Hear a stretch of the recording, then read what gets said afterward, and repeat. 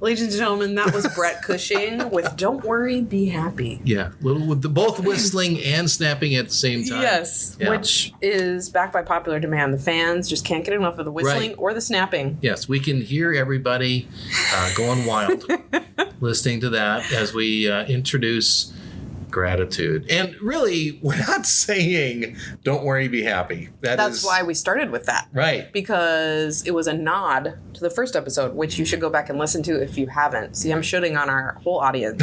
You should. No, go give it a listen. We talk about gratitude. We talk about why it matters. What's the research behind it? It's not just a nice, frilly little thought to make us feel better, but it literally does make us feel better. It does, and we really talked about the science behind it, and our goal in that first episode is to give people incentive to be very intentional about this, not just say, oh yeah, that's important, or that's a good idea.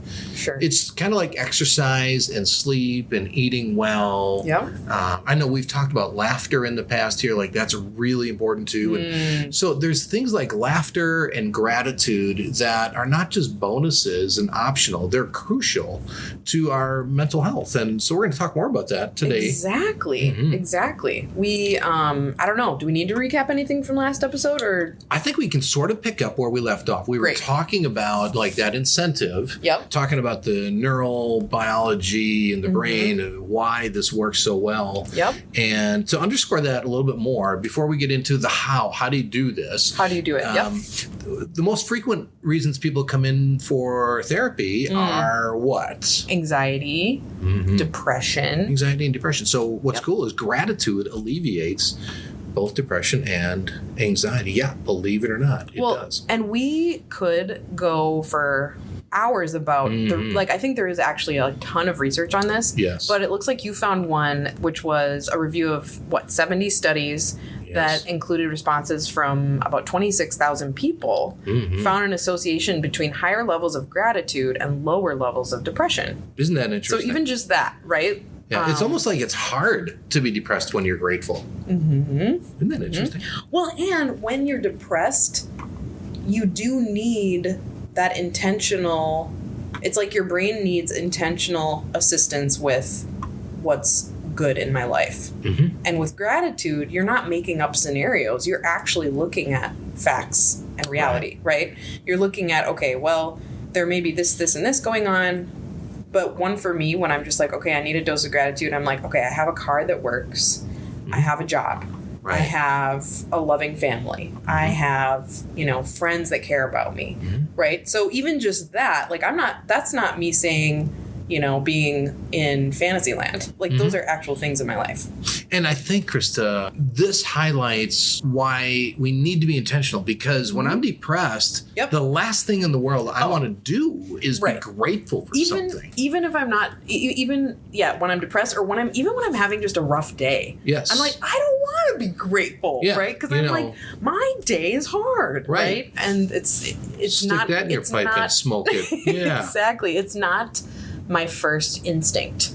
It's not. So it bears repeating. Yeah. So we want to validate that, it's hard.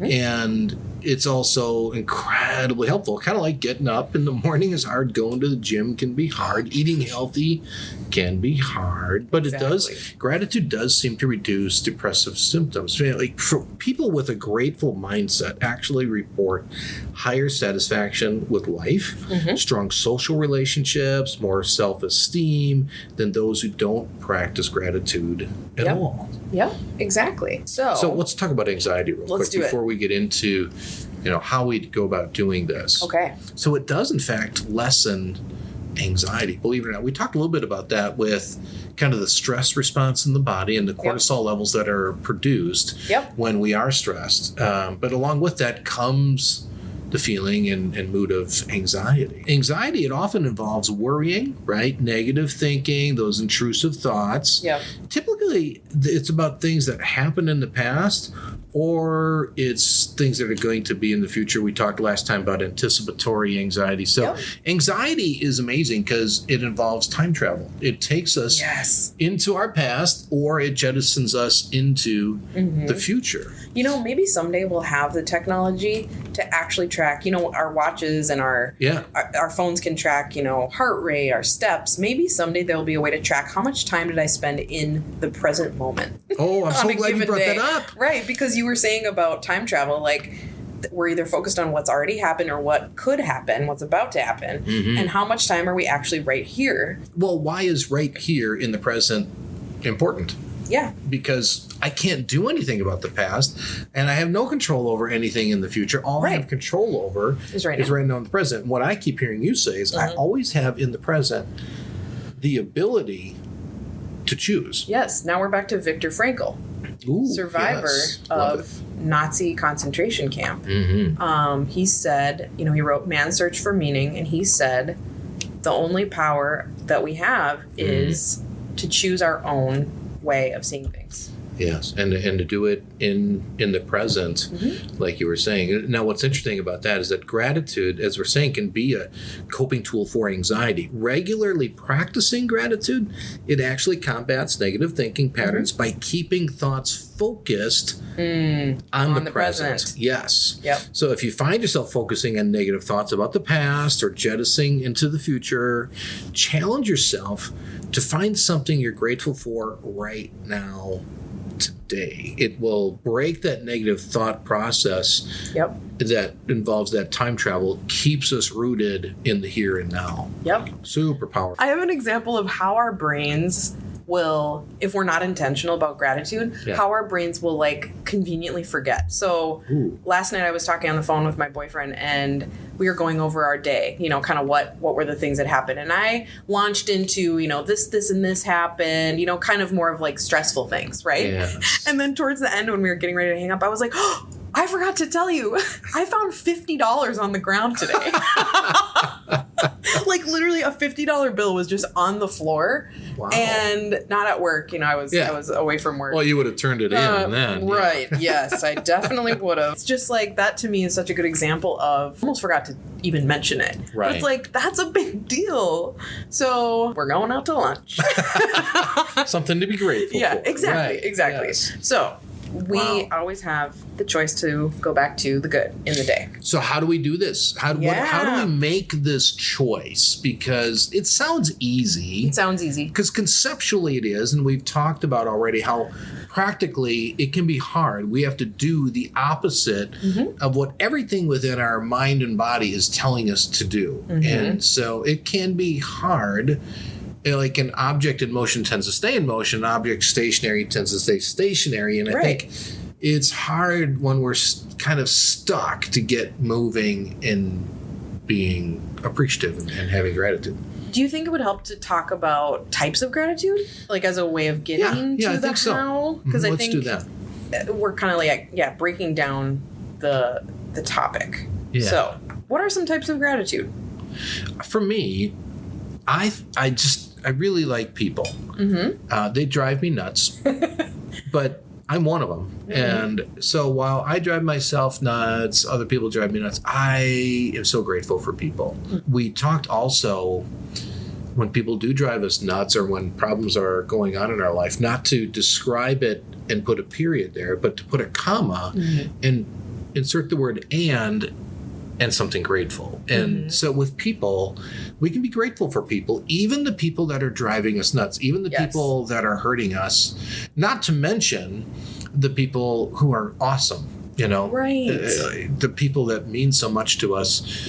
And so we can choose to be grateful for them, the people and the situations that are hard for us with people. We can validate like, yeah, that really hurt. And they're doing the best they can. I know they're not trying to invalidate me or something like that. Exactly. I love that. It's hard to do that. But who really is all bad? I mean, Right. very rarely do we find people like that. Right. And so Right. it again brings balance and a more accurate portrayal of a person. Right. And I think it's even more crucial that we do that intentionally today, because we are offered up a steady diet in social media, news media, Yes. of how bad this person is or how bad that person is. Mm-hmm. And it's like, again, the negative is what sticks. So we get a steady diet of that. All the more need to be intentionally grateful Yep. about people. Totally. Just to add to that, one of the things that I do with regards to, because you had said, like, I love people, they drive me crazy, including myself, right? Sometimes I will try to focus on, if someone's really irritating me, I'll try to focus on something endearing about them. For example, I had a music rehearsal recently where there's someone in our group who just is always like knocking things over. Okay. And is always like making noise, and like even like during really quiet moments when we're trying to have this like, experience. And so the other night we were rehearsing and I was getting so frustrated. And I remembered, because I knew we were going to be doing episodes about gratitude. Yeah. So I was like, okay, this is my time to put my money where my mouth is and like actually practice this. So I just took a breath, and for a second I was like, okay, what is something that I appreciate about this person? What is something I am thankful for this person? And I was like, okay, this person is volunteering their time. They're giving their time to this cause that we're doing this music for. It's kind of funny, Right. like I tried to be, it's like this person's not doing it on purpose, right? Yes. They're not out to like annoy Krista, right? It's Right. like they're just being who God created them to be. Right. And it's like, Okay. why would that, why do I need to focus on that frustrates me? Why don't I appreciate that this person is a unique individual? Again, going back to what we said last time too, being grateful for people, there's really no adverse consequence of being grateful, genuinely, sincerely grateful. Right. There's no risk. There's no adverse effect. I love that.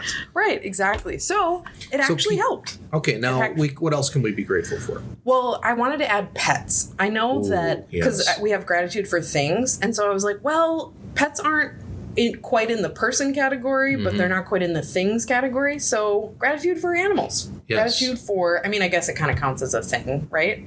Well, it definitely, yeah. But pets are people too. There's a bumper sticker I know, right there. right? Yeah. Right. I love that. Yeah, and it's so true. And I thought of something. My dog Taylor, love she that gets name. a song from me like every day, Does because she I wag come her home tail and I'm when you usually say- the first one home.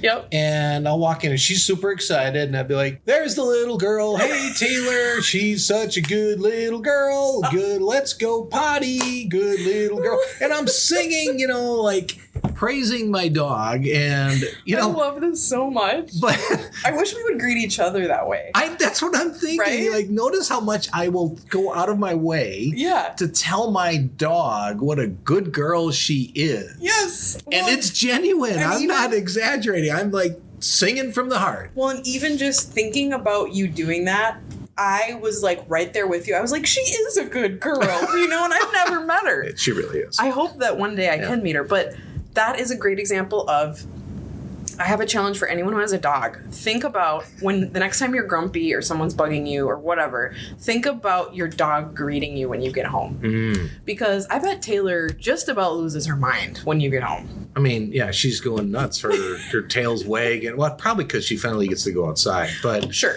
I thought you were going to say when you think of someone, you have difficulty with, you going to like sing to them, you're a good girl. Oh, that too. Yeah, You could totally be try like, that. you're a good girl and Yeah. I love you. I think we can do a lot more to go out of our way to be grateful and express that gratitude towards people that are important to us. Right. Yeah. Totally. Yeah. Yep. So, and you mentioned things. So, and that can be our material possessions, our comforts, and our conveniences. And I think of Thanksgiving that's coming up, and that's where a lot of emphasis is. Yep. We're thankful we have a warm home. And it's like when I notice when people do that at Thanksgiving, people are happier. Mm-hmm. And so just anecdotally, yeah, this works. Yep. So we can be grateful for people, pets who are people too, things, and maybe experiences. Absolutely. Mm-hmm. And back to the, material possessions, comforts, etc. It can be, I had mentioned earlier, or maybe last episode, I don't remember, about my car, like just being grateful that I have a vehicle, I have a job, I have clothes to wear, right? Or even just like my first cup of coffee in the morning. Like, is there anything better than your first cup of coffee? I don't think so. And then experiences, like you had said, I picture the last time I laughed so hard my stomach hurt. And in this instance, I do remember what it was. It was something that a friend of mine said that just like really got me. But even if you don't remember what made you laugh that hard, think about the experience of laughing so hard that you were like crying. Yeah. And that, I feel like just holding that in mind is really, really powerful. It is. This is powerful stuff. We've talked in the past how validation is like a superpower. And because it influences people positively. And when we express gratitude to people, that's a form of validation. Right. And we talk about empowering people to be the best version of themselves. Right. That's what gratitude does when we share it with them. And even when we share about our experiences in life and the things we're thankful for, it's really empowering. Totally. So, could we talk a little bit about what blocks gratitude? Totally. So, we're trying to help us understand how to build an aptitude for gratitude, but maybe we can talk a little bit about the cost of ingratitude, okay? Because there is a cost. Yeah, because sometimes, like, we can try to be grateful, but we might have behavioral patterns that are so ingrained to be ungrateful.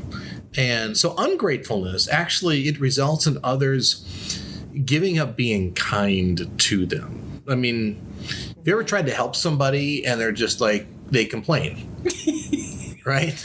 They complain about like the help they're getting or just anything. in general? You're like, well, you try absolutely. to do anything and it doesn't matter. Yes.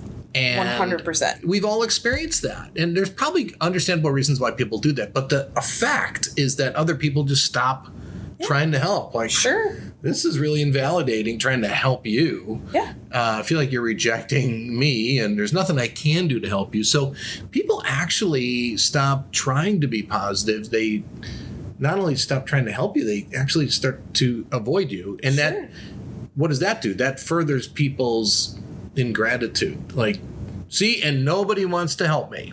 Right. Exactly. So, this is what I've been talking about. Right. And I think it's understandable. It's a protective behavioral thing that we do because we think people are going to reject me anyway. So I just don't let people get close to me. And so ingratitude can be, if you think about it, ingratitude can be a wall of protection around us. Yes. To not let people get close to us.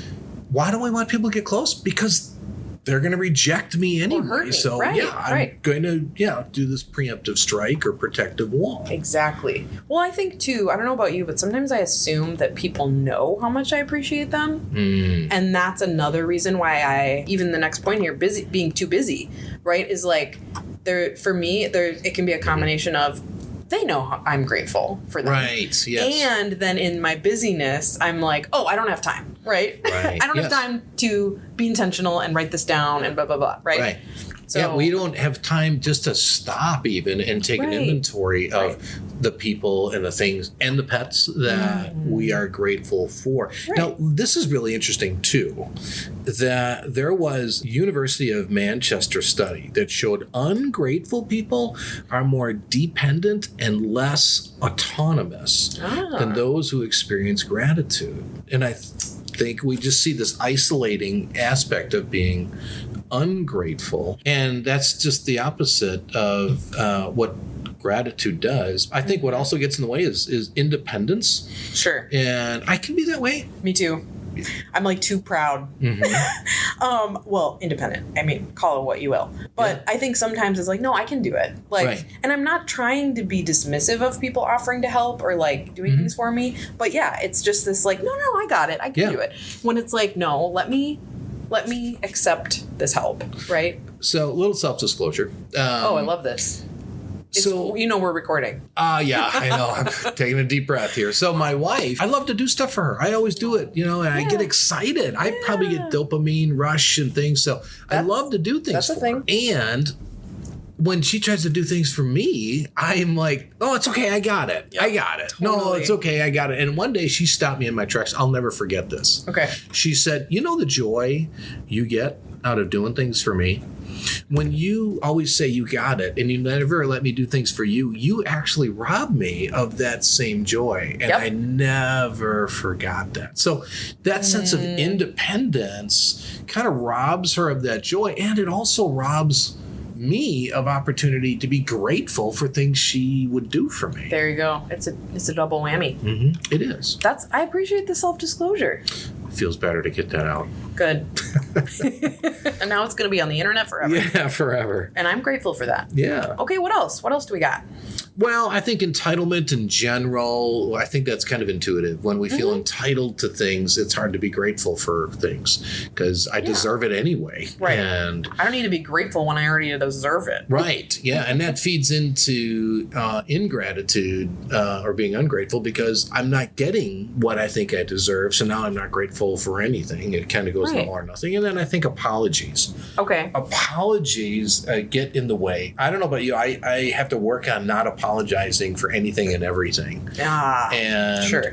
And clients will do that too, and I'll catch them on it, and they'll be, I'm sorry for this, and I'm sorry for that, and I'll say, all right, no more apologies. Can't apologize in my office at all anymore. And if you're going to apologize, instead I want you to say, hey, thanks for understanding. Replace the sense of responsibility for doing something wrong with gratitude that you're the kind of person that would understand. Mm-hmm. That's a double positive when we do that. So these are things that really get in the way. And just like gratitude has positive effects, ingratitude has negative effects upon us and upon other people. Totally. Now, where does that leave us? That leaves us with really what do we do now specifically? How do I build an aptitude for gratitude? Well, we've talked a lot about being intentional. Yes. How in the world do we do that? I think that that's where it starts, as being intentional. And I think there's ways to do that, such as writing it down. Mm-hmm. Right? I know a lot of people don't you have a gratitude list? Or maybe I have an encouragement file. Okay, and you write down your prayers. I do, yeah. Okay. Like every morning I try to write out my prayers, and it's not just good to sort of say it, but when I'm writing out my prayers and I'm saying, hey, thanks God for this, and then I see it in black and white, it just has an extra positive effect for me. That's fantastic. So writing it down, it doesn't have to be anything super fancy. Just jot a couple sentences. Or keep it in your phone or on your computer, right? Yes. Another one is telling it to others, right? Making sure to take the time to say thank you. Right. We were just talking about that. Be intentional. Tell people. We can tell our pets, but we can't tell people. Mm-hmm. Maybe one takeaway for people that are listening right now is to think, who's one or two people today that I can go to and say, I really appreciate this about you. There was another study, just really quick. I know we're getting to the end here. Yeah. But there was another study. Again, this comes from Harvard Health. Dr. Seligman, a psychiatrist or a psychologist at the University of Pennsylvania, tested the impact of various psychology interventions on 411 people. And they had to write and personally deliver a letter of gratitude to someone who had never been properly thanked for his or her kindness, etc. So the people in the study who did this immediately exhibited a huge increase in happiness scores. Just by doing it. So what made me think of that was back to your point of identifying two people today who haven't. It could be someone who has done something and, maybe you were planning to thank them, but maybe it's someone who you're like, I never thanked so-and-so for helping me out when my car died and I needed a jump, right? Or how about this? Like, think of somebody in your past who you've never thanked, like what you're talking about. Go on Facebook. There's so much negativity out on Facebook.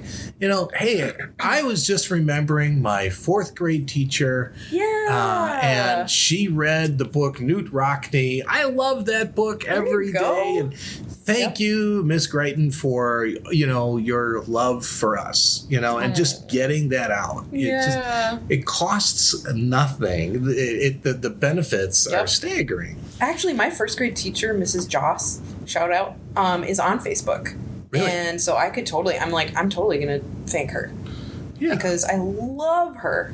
I think I'm going to do it too. I'm going to go on Facebook. Everyone tag one of your teachers. And I'm going to think of, somebody like a teacher, somebody who did something. Yeah. And even if nobody sees it, even if the person I'm intending it for doesn't see it, right. I'm doing it for my sake. There you go. Mm-hmm. Because back to what we've been saying, we have a choice. Right.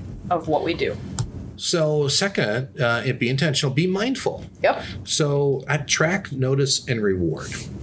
Track the things you're grateful for. Make a list of it like you were talking about it.